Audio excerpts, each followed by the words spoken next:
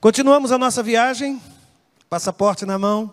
Vamos passar mais uma vez pelo setor lá de imigração, mas ainda estamos em Corinto. Vamos deixar Corinto e vamos até a cidade de Éfeso. Capítulo de número 19 do livro de Atos dos Apóstolos. Os versos que lerei serão os versos de 1 a 7. Você vai perceber que o texto de hoje, ele nos encaminha, nos direciona a uma questão de natureza doutrinária, que é o batismo com o Espírito Santo. Porque este texto do capítulo 19 trata exatamente sobre a manifestação especial do Espírito Santo de Deus na vida daqueles que eram discípulos de João Batista, mas que agora estavam congregando com os discípulos do Senhor. Eu quero, antes de dizer qualquer coisa, porque eu sei que há pessoas em casa nos acompanhando, que é possível que tenhamos pessoas da Assembleia de Deus, os meus irmãos pentecostais, meus irmãos de igrejas renovadas, mas tudo que vamos dizer aqui é a palavra de um pastor batista, de uma igreja batista, da Convenção Batista Brasileira, e por isso não poderia ser diferente. Aliás, esse texto é tão esclarecedor. Acompanhe a leitura. Atos capítulo 19, versos de 1 a 7. E sucedeu que, enquanto Apolo estava em Corinto, Paulo, tendo passado por todas as regiões superiores... Deixa eu fazer só uma observação aqui sobre Apolo. Você observa que Apolo permanece em Corinto, e isso fortalece, inclusive, a liderança desse homem de Deus naquela igreja. Se você se recorda, entre os partidos que surgiram dentro daquela comunidade, houve quem dissesse: eu sou de Apolo. Apolo, sim, conseguiu consolidar a sua liderança naquela comunidade. Pelo aquilo que leio no Novo Testamento acerca deste homem de Deus, a conclusão que tenho é que ele era extremamente carismático e falava como um excelente orador. Tinha o dom da oratória, tanto que isso é registrado. Mas faltava a Apolo um pouco mais de conhecimento da palavra. Quem abençoou a vida de Apolo nesse sentido foi um casal, Áquila e Priscila, que viram ele pregando, certamente com muito entusiasmo, mas sabe aquele sermão que você vê que o pregador ele está contagiando, mas falta profundidade? Os dois conversaram e disseram: vamos encostar, vamos nos aproximar de Apolo e vamos explicar-lhe um pouco mais daquilo que é o Evangelho do nosso Senhor e Salvador Jesus Cristo. Aqui eu observo que a visão daquele casal não foi uma visão de crítica, foi uma visão de apoio, o reconhecimento de que poderiam abençoar a vida de Apolo enquanto pregador da palavra. Mas eu vou continuar, verso seguinte. Aí diz o texto que Paulo chegou a Éfeso e, achando ali alguns discípulos, disse-lhes: recebestes vós já o Espírito Santo quando crestes? E eles disseram-lhe: nós nem ainda ouvimos que haja Espírito Santo. Perguntou-lhes então: em quem sois batizados então? E eles disseram: no batismo de João. Mas Paulo disse: certamente João batizou com um batismo de arrependimento, dizendo ao povo que cresce no que após ele havia de vir, isto é, em Jesus Cristo. E os que ouviram foram batizados em nome do Senhor Jesus. E impondo-lhes Paulo as mãos, veio sobre eles o Espírito Santo, e falavam línguas e profetizavam. E estes eram ao todo uns 12 homens. Deixa eu dizer-lhes uma coisa. Nós cremos, como povo de Deus chamado Batista, que fomos batizados com o Espírito Santo quando cremos. Por isso, quando alguém me pergunta se eu já fui batizado no Espírito Santo, eu digo sim, claro que sim. No dia em que aceitei o Cristo, eu mergulhei na graça, eu fui como que foi derramado sobre mim esse poder que vem do Espírito Santo de Deus. Aliás, eu vou ler só um trechinho da nossa declaração de fé, na nossa declaração doutrinária. A declaração doutrinária da Convenção Batista Brasileira. Há umas coisas que interessantes aqui. Diz assim, quando fala sobre o ponto 3, que é o Deus Espírito Santo. No dia de Pentecostes, em cumprimento final da profecia e das promessas quanto à descida do Espírito Santo, ele se manifestou, o Espírito Santo de Deus, de maneira singular, quando os primeiros discípulos foram batizados no Espírito, passando a fazer parte do corpo de Cristo, que é a igreja. Suas outras manifestações, constantes no livro Atos dos Apóstolos, confirmam a evidência de universalidade do dom do Espírito Santo a todos os que creem em Cristo. O recebimento do Espírito Santo sempre ocorre quando os pecadores se convertem a Jesus Cristo, que os integra, regenerados pelo Espírito, à igreja. E segue a nossa declaração doutrinária. Eu quero chamar a sua atenção, porque a pergunta, da forma como foi formulada pelo apóstolo Paulo, parece sugerir até uma certa estranheza. Ele conhece aquele grupo de discípulos e faz a seguinte pergunta: recebestes vós já o Espírito quando crestes? Qualquer um que analise esta pergunta, observe: recebeste quando crestes? Avance, por favor. Recebestes depois.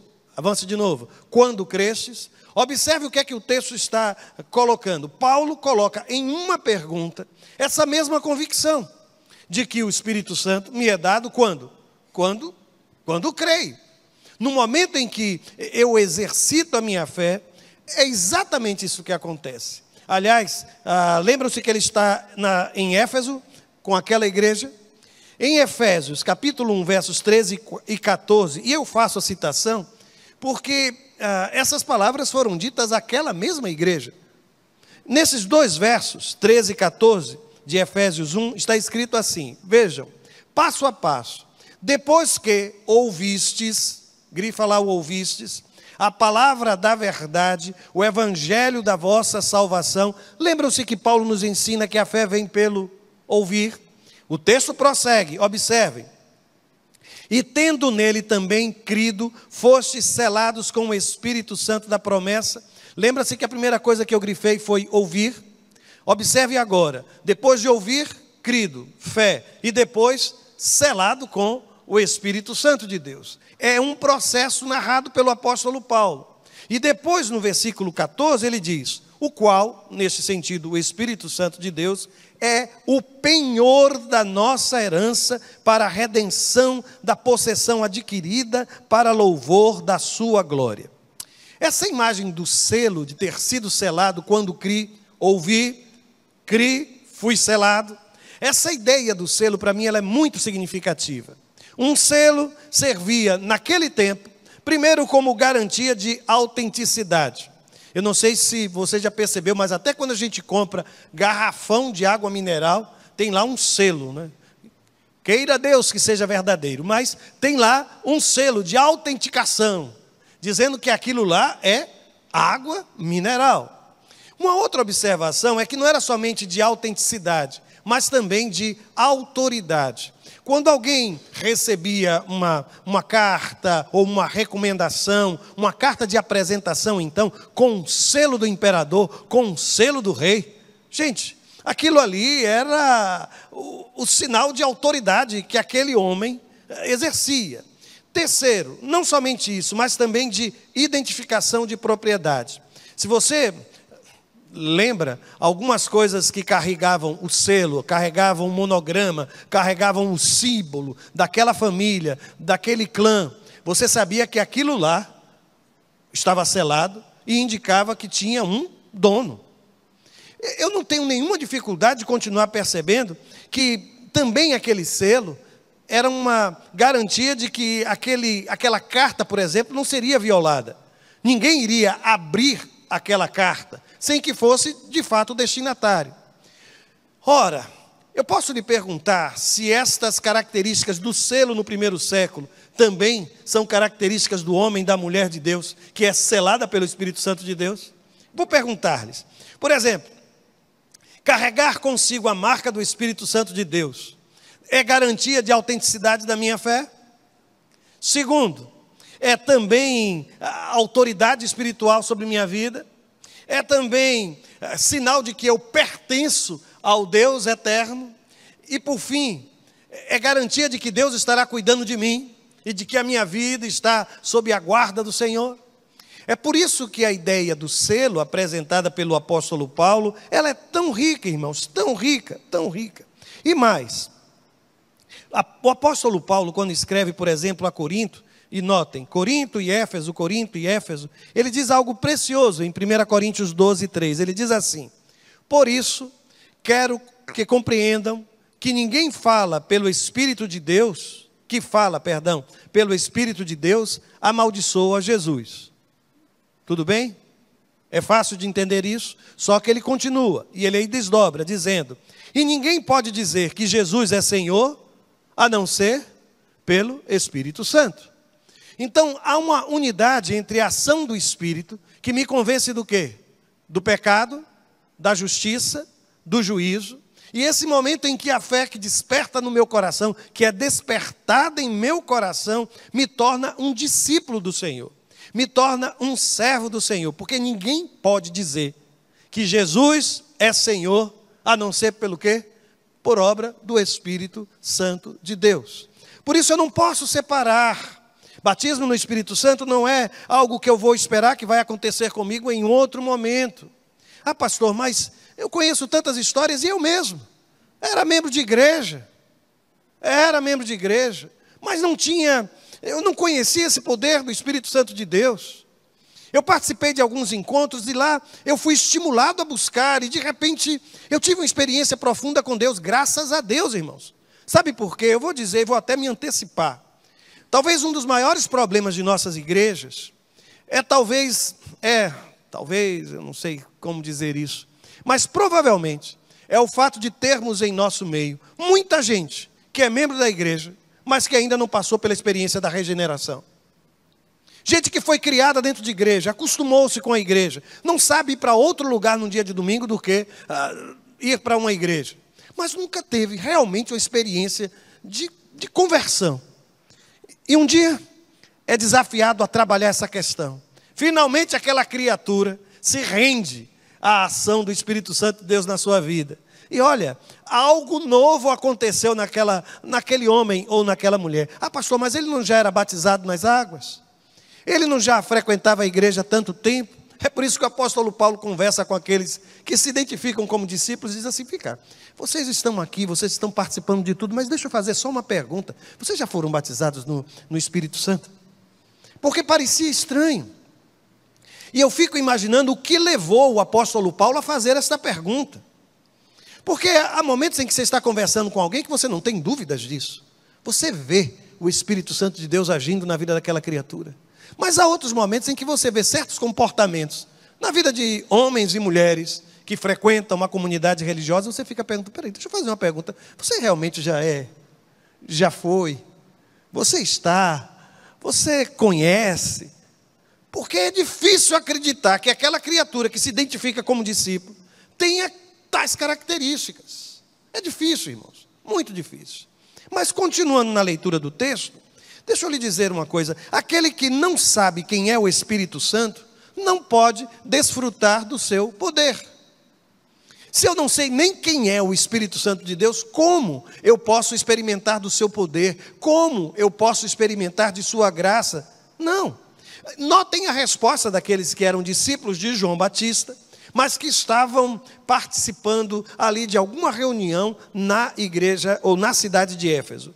A resposta deles foi assim: nós nem ainda ouvimos que haja Espírito Santo. Eu às vezes fico muito incomodado com gente assim, viu? Você olha um discípulo de João Batista e fica perguntando: quer dizer que João Batista nunca ensinou a vocês sobre o Espírito Santo de Deus? Quer dizer que o pastor Roberto nunca falou sobre isso? Não, nunca ouvi. Nunca disseram nada na igreja sobre esse assunto. Deixa eu só lhe lembrar o que é que a Escritura registra como parte da pregação de João Batista. Sabe, eu vou ler Mateus capítulo 3, verso 11. Aqueles que se diziam discípulos de João Batista, foi o que eles disseram: nós nunca ouvimos nem que o Espírito Santo existe. Aí veja o que é que João pregou: e eu em verdade vos batizo com água para o arrependimento, mas aquele que vem após mim é mais poderoso do que eu, cujas alparcas não sou digno de levar. Aí o texto diz que ele vos batizará com o quê, irmãos? Espírito Santo e com fogo. A palavra Espírito Santo está ali mesmo. Mas aquela gente não disse que nunca tinha escutado falar sobre isso. Eu fico muito preocupado com essas situações, sabia? Aliás, eu vou contar algo aqui, eu sei que está sendo transmitido, mas eu vou contar assim mesmo. Aliás, nem sei se eu já lhe contei isso. Meu sogro, durante muito tempo ele exerceu a medicina, sabe aquela criatura que tem paixão pela medicina, encarava a medicina como uma missão em sua vida pessoal. Eu conheço outros médicos assim, mas o primeiro que conheci foi o meu sogro, mais de perto pelo menos. Mas eu me lembro que ele trabalhava com pneumatologia, assim? Alergologia. E às vezes ele recebia muita gente em crise. Eu me lembro também que ele me dizia que sempre que tinha aquele período das festas juninas, ele gostava muito, porque muita gente fazia fogueira em Recife, e aí muita gente ia para o consultório dele durante aquele período, né, por conta da fumaça. E aí eu sorria muito. Só que houve uma ocasião, que eu me lembro ele conversando com a criatura, que apareceu lá em uma crise, ele cuidou, a pessoa desapareceu, voltou novamente em uma outra crise. Sabe o que foi que ele disse, aquele que era o seu paciente? Ele disse, deixa eu lhe fazer um pedido. Se você não vai fazer o tratamento até o fim, não volte mais não. Teve coragem de dizer isso. Eu disse, o senhor disse. E aí ele explicou, porque olha, se você está em crise sobre crise, e alguém lhe pergunta, quem é o seu médico?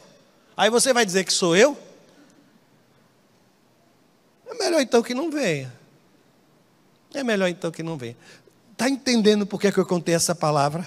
Lhe contei essa história? Porque algumas vezes, irmãos, nós estamos no santuário, mas nós não estamos escutando.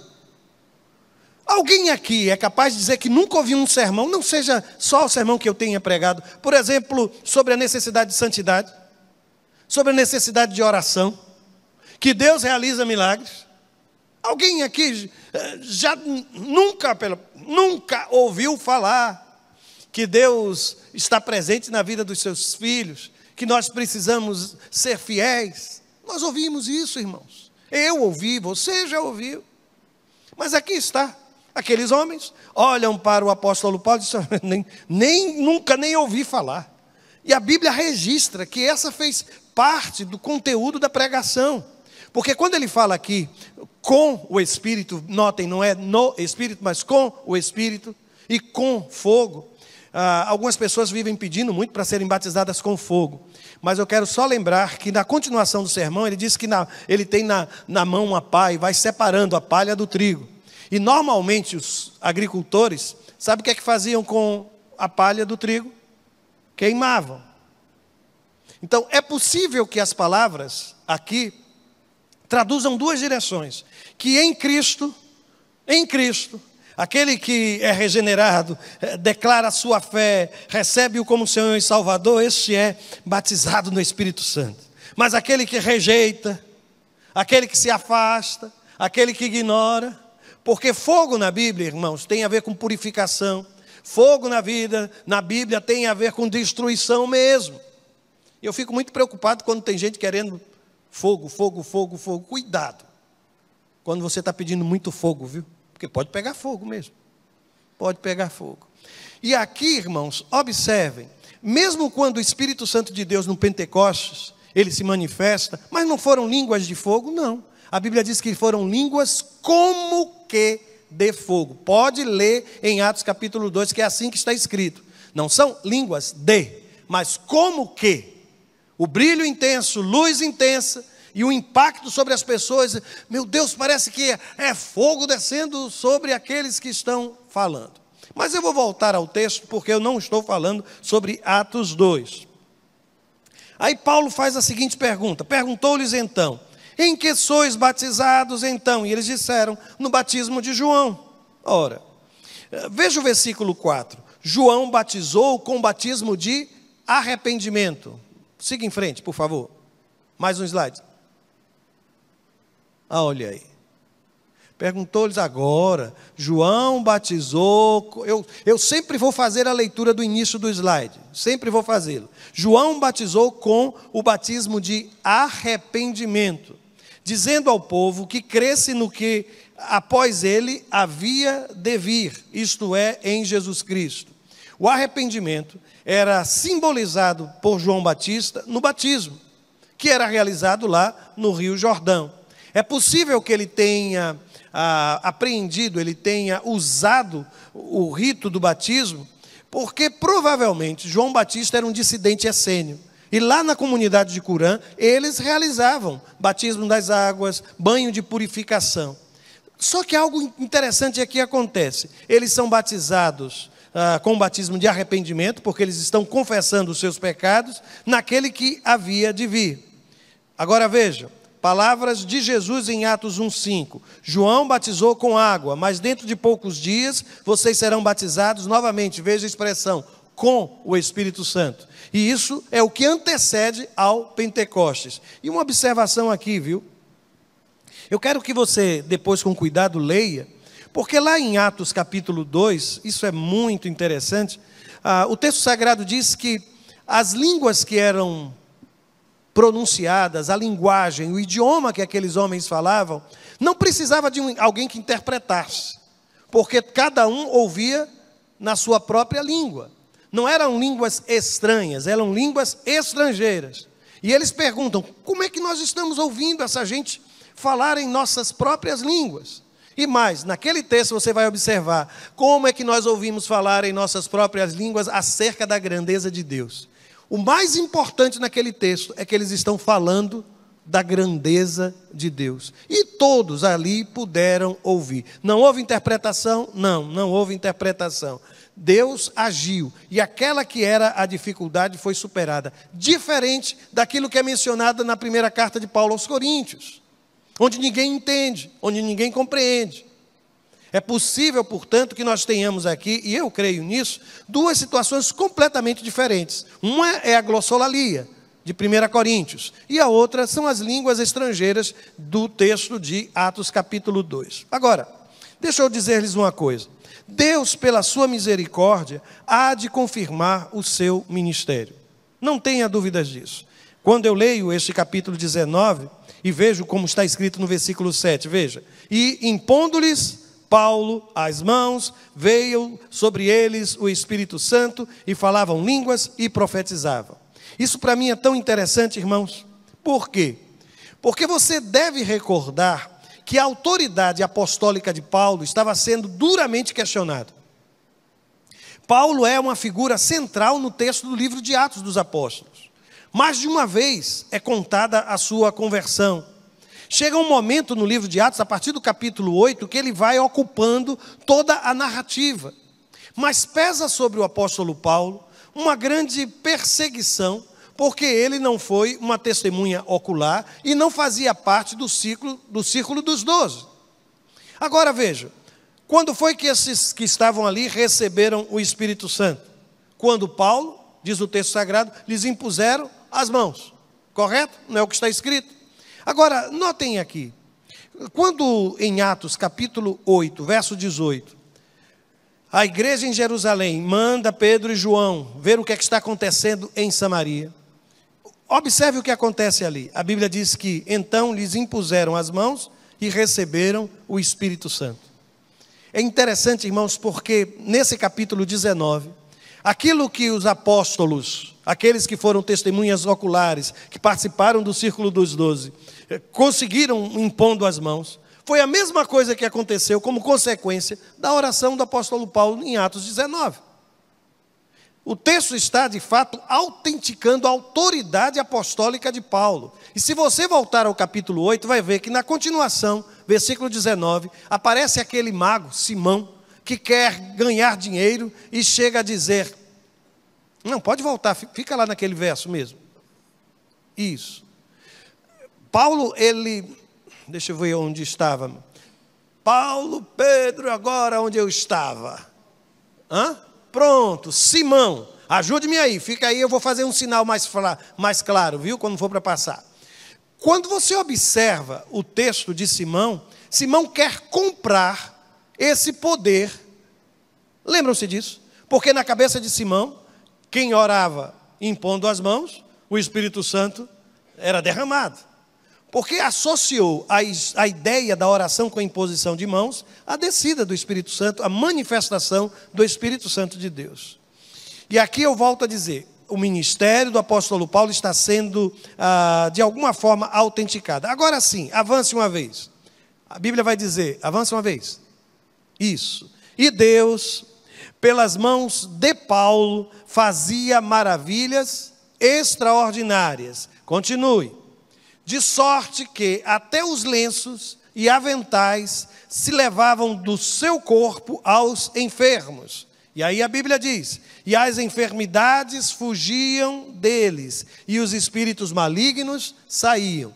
Notem, é narrada a experiência dos discípulos de João, e logo depois, além de falar de Paulo com a autoridade apostólica, impondo as mãos, e a manifestação do Espírito Santo de Deus acontecendo, vejam, peças de roupa do apóstolo Paulo.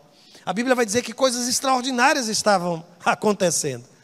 Vou fazer aqui um novo paralelo com ele e Pedro, viu? Eu não sei se você se recorda, mas em Atos capítulo 5, versículo 15, está escrito assim, avance uma vez. De sorte que transportavam os enfermos para as ruas e os punham em leitos e em camilhas, para que ao menos a sombra de Pedro, quando este passasse, cobrisse alguns deles. Mais uma vez, o texto de 19 está colocando Paulo ao lado dos apóstolos, mostrando que a mesma autoridade apostólica que tinha Pedro, que tinha aqueles que foram testemunhas oculares, estava sobre o apóstolo Paulo. E aquilo era importantíssimo, irmãos, porque Paulo foi o sistematizador da teologia cristã. Foi através dele, através dos seus escritos. A obra missionária tem um impacto enorme no primeiro século, graças a esse homem de Deus. E é por isso. Mas existem outras manifestações especiais do Espírito Santo no livro de Atos? Existem. Você tem o Pentecostes, depois você tem entre os samaritanos, e depois você vai ter com aquele que era o centurião, um grupo de gentios. Eu não vejo outra coisa senão um cumprimento da palavra do Senhor, que diz, olha, há de vir sobre vocês o poder do Espírito Santo, e vocês vão ser testemunhas, primeiro em Jerusalém, onde foi que aconteceu o Pentecostes? Em Jerusalém. Depois onde? Em Samaria, onde foi que aconteceu o segundo movimento especial do Espírito Santo? Foi entre os samaritanos. E depois, até os confins da terra, aí se reúnem todos os gentios. Além destes, a experiência do apóstolo Paulo, para confirmar a autoridade apostólica daquele homem de Deus. E aqui, irmãos, eu não sei se você observou, mas aqueles que eram discípulos de João Batista, eles foram batizados. Vocês viram isso? Que eles foram batizados? Alguém vai perguntar, mas batizou 2 vezes? Foram rebatizados? Espera aí, deixa eu dizer uma coisa. Durante muito tempo nós fomos até, para alguns, fomos chamados até de anabatistas, que quer dizer aqueles que estão sendo rebatizados, aqueles que batizam de novo. Ana é de novo, 2 vezes, repetido. Então, mas eu vou lhe dizer uma coisa, aqueles lá atrás nunca afirmavam que estavam sendo batizados de novo. Sabem por quê? Porque na compreensão daquela gente, aquela primeira experiência do batismo infantil, aquilo não teria sido nunca batismo. Então foram batizados somente uma vez. Porque o que aconteceu lá atrás não foi batismo. Consegue entender? Não quer dizer que foi batizado 2 vezes, não, uma vez só. Porque aquilo que aconteceu lá atrás não foi o batismo. Foi o batismo de João. E o interessante é que quando eles são batizados no nome do Senhor Jesus Cristo, e não no nome de João Batista. Eles estão agora compreendendo claramente que o Messias, anunciado pelo João, era Jesus. É uma experiência completamente diferente, irmãos. Completamente diferente. E aqui eu caminho para o final lhe dizendo 3 coisas. Primeiro, você precisa conhecer o Espírito Santo de Deus. O Espírito Santo de Deus, gente, não é um ar que sopra, que enche. Você não é uma bola de soprar, não é uma bexiga que vai encher, esvaziar, encher, esvaziar. Quando a Bíblia usa a expressão encher, o vento do Espírito, é só porque a palavra Espírito e a palavra vento são as mesmas coisas. E então, de uma forma poética, assim é narrada a experiência com o Espírito Santo de Deus. A plenitude do Espírito Santo de Deus não significa que você vai encher, como se fosse uma câmara de ar, de um pneu, não é isso. Sabe, plenitude do Espírito Santo de Deus é quando você se esvazia. É quando você permite que aquele que mora em você e que fez de você um templo sagrado, uma casa onde ele habita, você passa o controle e diz: Espírito Santo de Deus, toma conta de tudo, dirige os meus passos. E o povo de Deus, chamado Batista, precisa aprender o que significa de fato o Espírito Santo de Deus na sua vida. Nós já nos dividimos muito, irmãos. Chega de brigar por causa do Espírito Santo de Deus. Eu não consigo entender como um tema tão precioso, a fé, possa causar divisões. Eu me lembro de um autor pentecostal, que ele, em seu livro, ele dizia o seguinte, que se nós lá atrás tivéssemos dado tanta ênfase ao fruto do Espírito, como demos aos dons do Espírito, nós nunca teríamos nos separado, nunca teríamos nos dividido. Por isso eu quero desafiar você, minha ovelha, de uma convenção, de uma igreja, da Convenção Batista Brasileira, conheça quem é o Espírito Santo de Deus. Porque não é uma força, irmãos. Não é uma luz que brilha. É uma pessoa da Trindade, que tem vontade, que tem propósitos, que quer controlar a sua vida. Não é algo que você manipula para alcançar aquilo que você deseja, mas é algo que está sobre você, controlando cada um dos seus passos. Por isso, vou repetir, eu preciso conhecer cada vez mais o Espírito Santo de Deus, irmãos. Precisamos. Segundo, é dever dos fortes suportar a fraqueza dos fracos. Por que eu escrevi isso? Eu até agora me pergunto, mas eu vou dizer por quê. Porque é tão interessante o cuidado do apóstolo Paulo com aqueles irmãos. Você percebeu que quando ele... Vocês já foram batizados no Espírito Santo? Não foram, não? Aí o que ele faz, irmãos? Ele fala, ele prega, ele orienta, batiza, impõe as mãos e aconteceu. Eu fico muito preocupado quando eu percebo que pessoas, em nome de possuírem uma intimidade, uma aparente intimidade com Deus, se sentem superiores aos outros. Os dons espirituais não podem envaidecer ninguém, porque se é dom, se é dádiva, se é presente, não fui eu. Às vezes alguém olha para mim e diz: pastor, o irmão tem o dom da oratória. Eu agradeço e louvo a Deus, porque não sou eu. No dia que eu achar que sou eu, irmãos, acabou. Aí vem o orgulho, aí vem a arrogância. Você não é proprietário dos dons espirituais.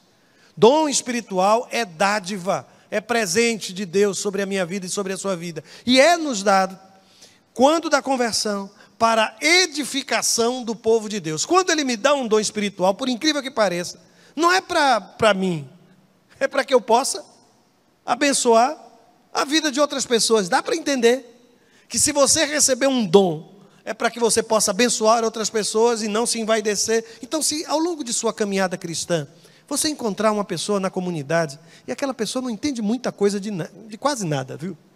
Aí o que você faz? Aí você escuta aquela pessoa dando um testemunho, escuta aquela pessoa pregando, falando. O que você faz? Seria tão bom se a gente fizesse como o apóstolo Paulo, né? Em que eu posso ajudar? Vem cá que a gente vai estudar a Bíblia junto. Ou como Áquila e Priscila, né? Chama a Apolo para tomar um cafezinho em casa e vai trabalhando isso. Eu conheço gente, irmãos, que deixou de ir para a escola bíblica dominical porque dizia: eu não tenho nada para aprender ali. Achava a discussão da classe superficial demais para o seu conhecimento teológico. Se você não tem o que aprender, você tem o que ensinar. Primeira coisa. E ninguém pode se declarar mestre se não se reconhece como discípulo. Ninguém pode se declarar líder se não tiver o espírito de servo. A pior coisa na igreja, irmãos, é pessoas que se identificam como líderes, mas não sabem ser servos. A liderança no meio do povo de Deus é liderança de servos. De servos. Apenas isso. E por fim, acho que é o último dos slides. A autoridade de um homem de Deus pode ser reconhecida através da história do seu ministério. Não é pela sua pregação. Sabe? Olha, essa igreja, eu como pastor tive um grande desafio quando vim para Maceió. Porque aqui havia um pastor que era um homem de Deus, que por mais de 30 anos esteve com os irmãos e que nunca ninguém pôde dizer absolutamente nada acerca do seu caráter.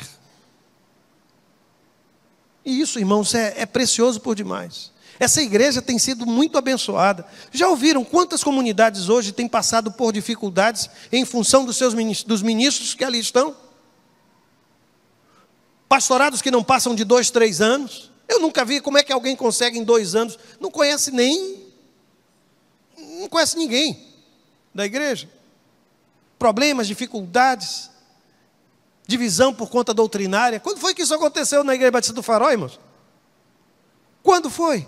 Escândalos envolvendo os seus obreiros. Nós somos muito abençoados, irmãos. Muito abençoados. Mas sabem, grande parte disso é fruto dos joelhos que se dobram em função do líder espiritual, dos líderes. Eu não estou falando de mim só não, viu, irmãos? De todos nós. De todos nós. Por isso, busque conhecer a história daquele homem de Deus antes de ouvir o seu discurso. Lembrem-se disso. O apóstolo Paulo, passando por todas aquelas coisas e mesmo assim realizando um trabalho tão surpreendente, não dá para entender, né? Não dá para entender. Por isso, hoje, como eu disse, foi mais uma linha mais de doutrina. E eu estou aberto, se quiser conversar com o pastor, estou à disposição. Mas agora, sabe o que é que a gente vai fazer? A gente vai orar silenciosamente e vai lá para o encontro de comunhão, de confraternização.